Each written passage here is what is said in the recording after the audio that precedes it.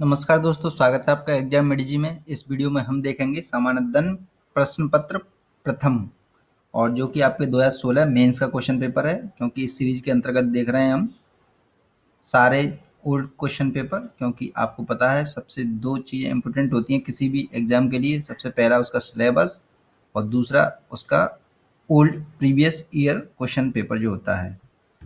तो हमने 2-3 सब्जेक्ट के पेपर तो देख लिए हैं।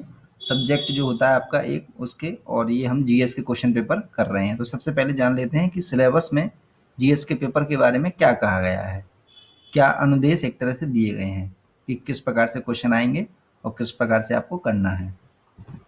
तो दोस्तों हम आ चुके हैं सिलेबस पर, तो देख लेते हैं इसमें क्या मेन उद्देश्य दिए गए हैं या अनुदेश दिए गए हैं जो आपको फॉलो करने हैं। तो प्रधान परीक्षा का उद्देश्य उम्मीदवारों के समग्र बौद्धिक गुणों तथा उनके गहन ज्ञान का आकलन करना है। यहाँ पर कीवर्ड पर भी ध्यान देना है, हमें गहन ज्ञान का आकलन करना है। मात्र उनकी सूचना के भंडार तथा स्मरण शक्ति का आकलन करना नहीं है। सीधे सीधे मना कर दिया उन्होंने, सूचना का भंडार और स्मरण शक्ति का आकलन करना नहीं है। यानी आपने कितने तथ्य उसमें लिख दिए, कितने नहीं लिखे, ये इम्पोर्टेंट नहीं है बिल्कुल भी। के प्रश्न पत्रों, जो कि 4 प्रश्न पत्र होते हैं, आपको पता है सामान्य अध्ययन के प्रश्नों का स्वरूप तथा इनका स्तर ऐसा होगा, अब ये इम्पोर्टेंट चीज है, ऐसा होगा कि कोई भी, ये कीवर्ड आप ध्यान में रखें, कोई भी सुशिक्षित व्यक्ति बिना किसी विशेष अध्ययन के इनका उत्तर दे सके। तो ये बहुत ही इम्पोर्टेंट है। कुछ लोग पूछते हैं कैसा लिखा जाए, क्या किया जाए, तो इससे आप निकाल सकते हो ना अपने आप ही कि क्या कहा गया है।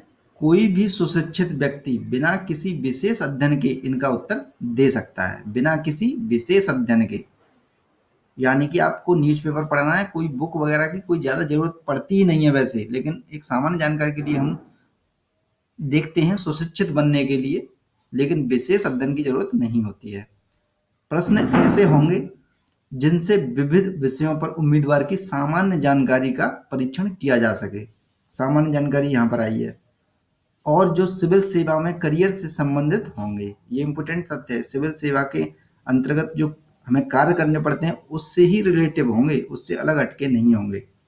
प्रश्न इस प्रकार के होंगे जो सभी प्रासंगिक विषयों के बारे में उम्मीदवार की आधारभूत समझ तथा परस्पर विरोधी सामाजिक आर्थिक लक्ष्यों, उद्देश्यों और मांगों का विश्लेषण तथा इन पर दृष्टिकोण अपनाने की क्षमता का परीक्षण करें।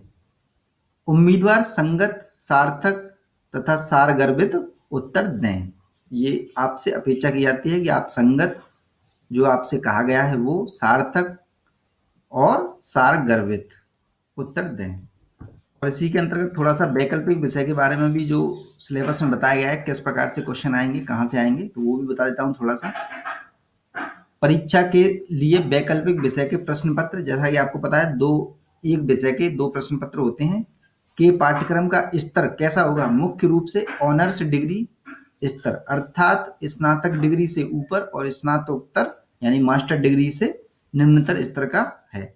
और इंजीनियरिंग और चिकित्सा विज्ञान और विधि के मामले में प्रश्न पत्र का स्तर स्नातक की डिग्री के स्तर का ही होगा। तो ये इंपॉर्टेंट तथ्य आप याद में रखें। जो इंजीनियरिंग कर रखी है उन्होंने, यानी इंजीनियरिंग सब्जेक्ट लेना चाहते हैं, जो चिकित्सा विज्ञान लेना चाहते हैं या विधि लेना चाहते हैं, उनका जो सिलेबस होगा वो स्नातक स्तर का ही होगा। लेकिन जो बाकी के जो आर्ट के सब्जेक्ट होते हैं या फिर अदर जो साइंस के सब्जेक्ट होते हैं, उनका कहाँ से आएगा पैटर्न जो होगा, वो होगा ऑनर्स डिग्री वाला, यानी कि स्नातक से ऊपर और स्नातकोत्तर से यानी कि मास्टर डिग्री से नीचे का।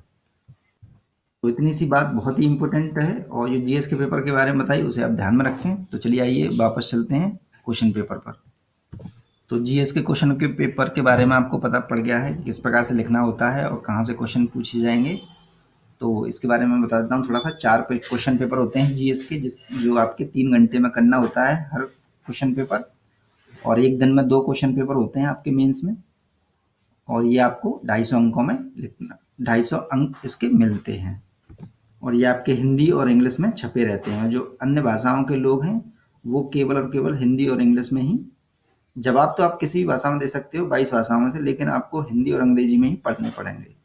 और आपको 20 क्वेश्चन इसमें आएंगे करने के लिए, प्रत्येक मतलब जीएस के पेपर में, और ये 200 शब्दों में आपको लिखना है। और 200 शब्द कितने नंबर का होगा? लगभग 12.5 नंबर का ये क्वेश्चन होगा एक। तो चलिए आइए स्टार्ट करते हैं। पहला क्वेश्चन, प्रारंभिक बौद्ध स्तूप कला लोक वर्ण विषयों एवं कथानकों को चित्रित करते हुए बौद्ध आदर्शों की सफलतापूर्वक व्याख्या करती है। विशदीकरण कीजिए। सेकंड क्वेश्चन है आपका, विजयनगर नरेश कृष्णदेव राय न केवल स्वयं एक कुशल विद्वान थे अपितु विद्या एवं साहित्य के महान संरक्षक भी थे। विवेचना कीजिए। नेक्स्ट है, यह स्पष्ट कीजिए कि 1857 का विप्लव यानी कि युद्ध किस प्रकार औपनिवेशिक भारत के प्रति ब्रिटिश नीतियों के विकास क्रम में एक महत्वपूर्ण ऐतिहासिक मोड़ है। नेक्स्ट है आपका, स्वतंत्रता संग्राम में विशेष तौर पर गांधीवादी चरण के दौरान महिलाओं की भूमिका का विवेचन कीजिए। नेक्स्ट है, स्वतंत्रता के लिए संघर्ष में सुभाष चंद्र बोस और एवं महात्मा गांधी के मध्य दृष्टिकोण की भिन्नताओं पर प्रकाश डालिए।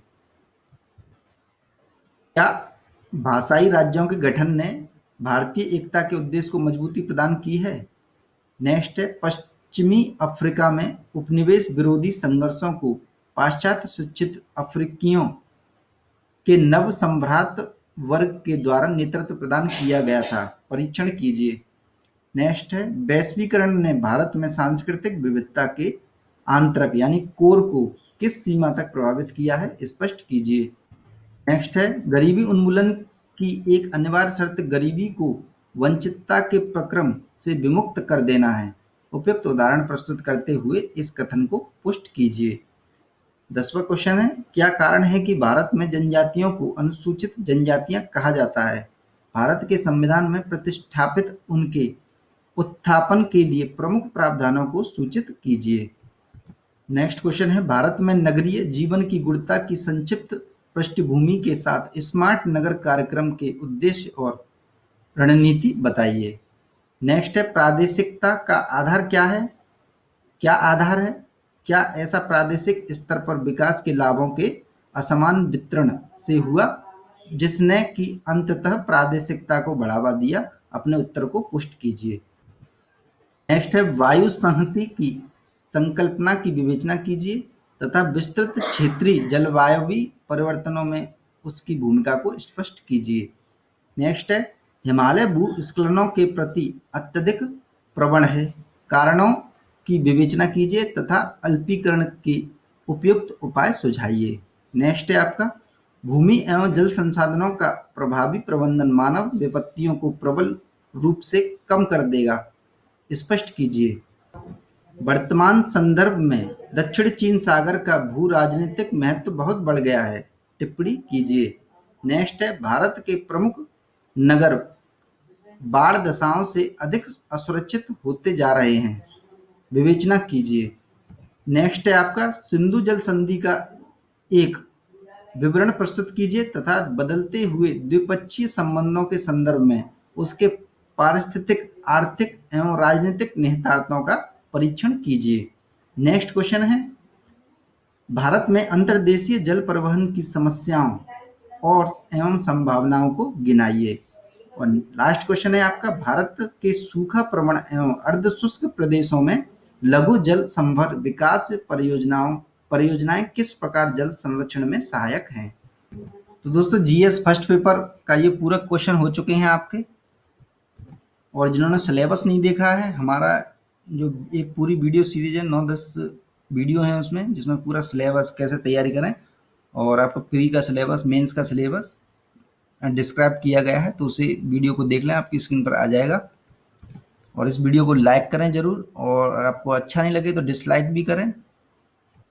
और जो सबसे पहले जो महत्वपूर्ण चीज़ें बताई गई थी जीएस के पेपर किस प्रकार से करना है, सिलेबस में जो बताई गई थी, उनको आप बहुत ही महीन दृष्टि से एक तरह से अपने दिमाग में रखें, क्योंकि वही एक तरह से आपको ले जाता है, दूसरों से अलग कर देगा बिल्कुल। क्योंकि लोग सिलेबस नहीं देखते हैं और वैसे ही लिखते जाते हैं। और आंसर राइटिंग किस प्रकार से होनी चाहिए उससे रिलेटिव भी हमने एक वीडियो बनाया है। जो पुराने टॉपर रहे हैं उनकी आपको कॉपी प्रोवाइड करा दी गई है उसमें, तो वहाँ से एक तरह से कर लें। और इस को आप इस पेपर को आप पीडीएफ फॉर्मेट में अगर डाउनलोड करना चाहते हैं तो डिस्क्रिप्शन में जाएं और वहां पर लिंक दे दिया गया है, वहां से डाउनलोड कर लें।